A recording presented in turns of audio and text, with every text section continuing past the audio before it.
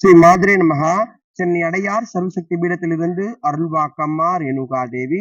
இன்றைய பதிவுல நம்ம என்ன விஷயம் பார்க்க போறோம் அப்படின்னு பாத்தீங்கன்னா, நமது ஆலயத்தில் ஆடி மாத திருவிழாவை பற்றி தான் இன்றைய பதிவுல பார்க்க போறோம். இந்த பதிவை பார்க்கறதுக்கு முன்னாடி இது வரைக்கும் என்னுடைய சேனலை சப்ஸ்கிரைப் பண்ணாதவங்க பண்ணிக்கங்க. வாங்க வீடியோக்குள்ள போகலாம்.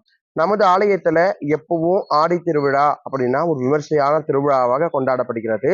ஆடி மாதம் 1ஆம் தேதி, அந்த ஆடி மாதம் 1ஆம் தேதி எந்த கிழமையில வந்தாலும் நம்ம ஆலயத்துல சாகை வார்த்தல் திருவிழா இதுவரையிலும் வெகு விமர்சையாக நம்ம கொண்டாடி வருகிறோம்.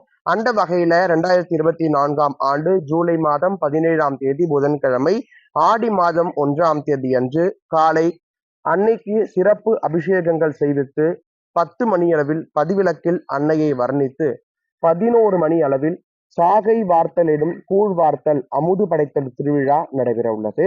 கூழ் வார்த்தைய பிறகு அன்னைக்கு சிறப்பு பூஜைகள் செய்விக்கப்பட்டு மாலை கும்பமிடுதல் நிகழ்வும் நடைபெற இருக்கிறது.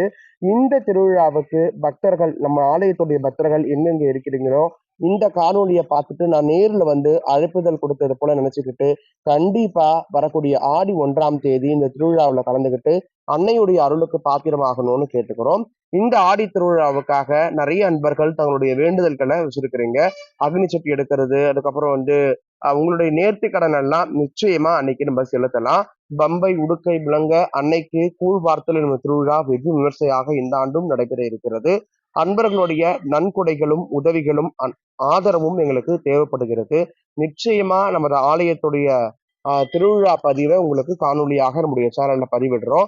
கண்டிப்பா எல்லாரும் திருவிழாவில் கலந்துக்கிட்டு அன்னையுடைய அருளுக்கு பாத்திரமாகும்படி கேட்டுக்கொள்கிறேன். நன்றி. சிவாய நம.